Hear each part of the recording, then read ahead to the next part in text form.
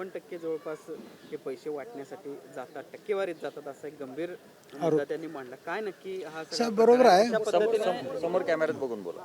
साहेब बरोबर आहे, वास्तव आहे ते. कारण काय झालं आहे, दरवर्षी हजारो मुलं आज इंजिनियर होऊन बाहेर पडतात. नोकऱ्यांचं शासनाकडे काहीही नाही. त्यामुळे लोक काम करतात. मग काम करत असताना जे काय लोक सांगतात त्याप्रमाणे घेतात, हे आमच्या कानावर आहे. 10% तर सरळ सरळ आकडा हे घेतात हे आम्हाला माहीत आहे. GSTचं त्यांनी सांगितलं 18% बसतात. बाकीचं आणि नसतं तेवढंच घेऊन थांबत नाही, तर त्यांची स्वतःची प्लॅन्ट आहेत. डांबर घ्या, आमच्याकडनं खडी घ्या, सिमेंट घ्या, सळी घ्या, म्हणजे पर्यायी पूरक वस्तूसुद्धा आमच्याकडनं घ्या, अशासुद्धा पद्धती ह्यामध्ये आहेत त्याच्यामध्ये. हां, त्यामुळे हे काय वास्तव आहे. असं काय आता काय नक्की परिस्थिती आहे? काल अधिवेशन झालं, काय नेमकी भूमिका घेतली? अधिवेशनामध्ये साहेब आता आम्ही काल एक केलं की सुदैवानं आम्हाला मंत्री जे भेटलेत बांधकाम आणि बांधकाम खात्याची देणी खूप आहेत. तेवढी जरी निघाली तरी कॉन्ट्रॅक्टर रिकाम होतोय. तर त्याच्यामध्ये राजा आम्हाला मिळाला आहे. आमचं म्हणणं आहे की राजाने आता वाड्यावरनं खाली उतरावं आणि जनतेचे आमचे प्रश्न सोडावेत. कारण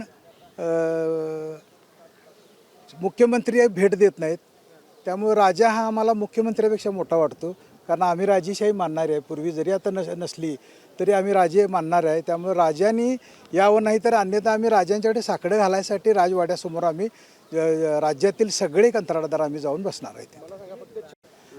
स्पेसिफिक उल्लेख करा. बरोबर. कुठे नेमकं करणारं आंदोलन, कारण कळत नाही की कुठे आंदोलन करता. ते मंत्री आम्हाला भेटलेत ना साहेब, असं म्हणतोय मी. मंत्री आम्हाला शिवेंद्रराजे मिळालेले आहेत, आमचं भाग्य म्हणायचं.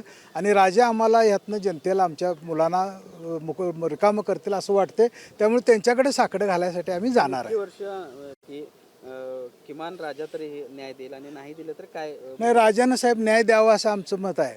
कारण थेट वारसदार आहेत ते शिवाजी महाराजांचे.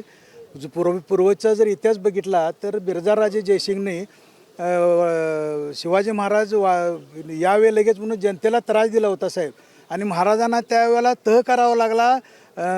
महाराजांना, संभाजी महाराजांनी ओलीस ठेवलं. फार मोठा तो पुरंदरचा तह झाला. त्यामुळे महाराज आम्हाला न्याय देतील असं वाटतंय. म्हणजे आता तर वाटतंय आम्हाला.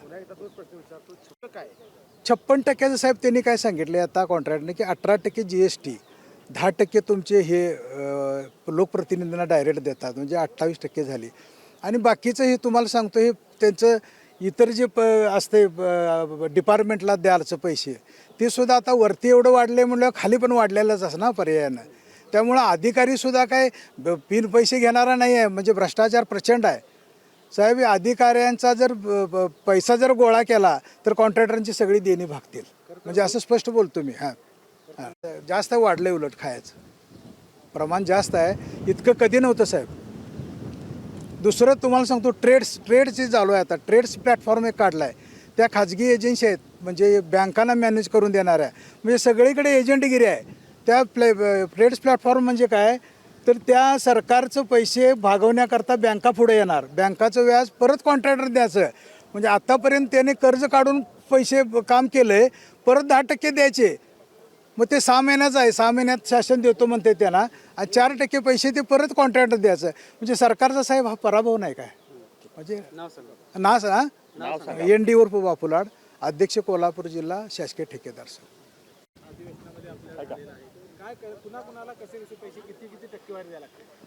सध्याची परिस्थिती, आम्ही लोकप्रतिनिधीच्या संपर्कात नाही आहे. कारण आम्ही टक्केवारीच देत नसल्यामुळे द्यायचं. पूर्वी 2014पर्यंत टक्केवारीची पद्धत वाढत गेली. त्यामुळं आम्ही प्रसंगानं आम्ही मागं पडत गेलो. त्यामुळं आम्ही खाजगी इतर कामं करून आम्ही आमचा उदरनिर्वाह चालू झाला. खऱ्या अर्थानं नितीन गडकरी साहेबांनी जो निर्णय 2014च्या सरकारमध्ये केला की बाबा सुशिक्षित बेरोजगारांना नोकरीऐवजी रजिस्ट्रेशन द्यायचं काम केलं.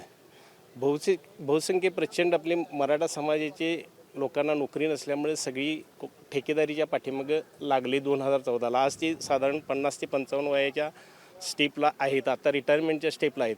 तोवर यांचे प्रत्येक निर्णय बदलत गेले. 14ला ज्यावेळी सरकार आलं त्यावेळी 14ला यांनी क्लब टेंडर काढलं. कोल्हापूर जिल्ह्यातल्या झालेल्या सगळ्या क्लब टेंडरमध्ये एकही काम चांगलं झालेलं नाही असा माझा दावा आहे. आणि जो जितेंद्र सिंगला दिलेला रस्ता जो चंद्रकांत दादांनी दिला होता तो सुद्धा बोगस झाला. त्यानंतर आपल्या स्थानिक कॉन्ट्रॅक्टरनी ती कामं पुरी केली.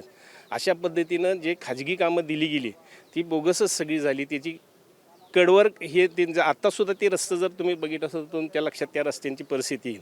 पण आपला हा कॉन्ट्रॅक्टर जिल्ह्यातला चांगलं काम करत असताना हा मागं पडत गेला आहे. आता शक्तिपीठसारखे मोठे मोठे प्रोजेक्ट हे घ्यायला लागलेत आणि साधारण महाराष्ट्र राज्यातला 5 लाख कॉन्ट्रॅक्टर आज नोंदणीकृत आहे आणि हा बेघर होण्याची पाळी आलेली आहे.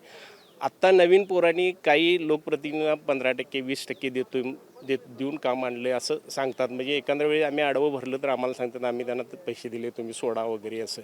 आणि टोटली पद्धत बदलली गेलेली आहे. म्हणजे नवीन ऑनलाईन पद्धत वगैरे सगळे आलेले आहे. पण टेंडर भरताना सुद्धा त्यांच्यावर प्रेशर असतं आणि टेंडर 15-15 दिवस ओपन केलं जात नाही. कारण त्या ज्याला काम द्यायचं त्याच्या नावावर द्यायसाठी बाकीच्यांना माघार घेण्यासाठी प्रचंड दबाव असतो आणि ह्याच्यासाठी लोक हातमल झालेले आहेत. आणि 2023 कुठल्याही प्रकारचा निधी सरळ आलेला नाही. 5% 10% ह्या निधीमुळं काही लोकांनी आपल्या स्वतःच्या आईच्या गळ्यातली गंटणं वगैरे ठेवून पैसे काढलेले आहेत आणि अडचणीत आहेत. नाव सांगा आपलं.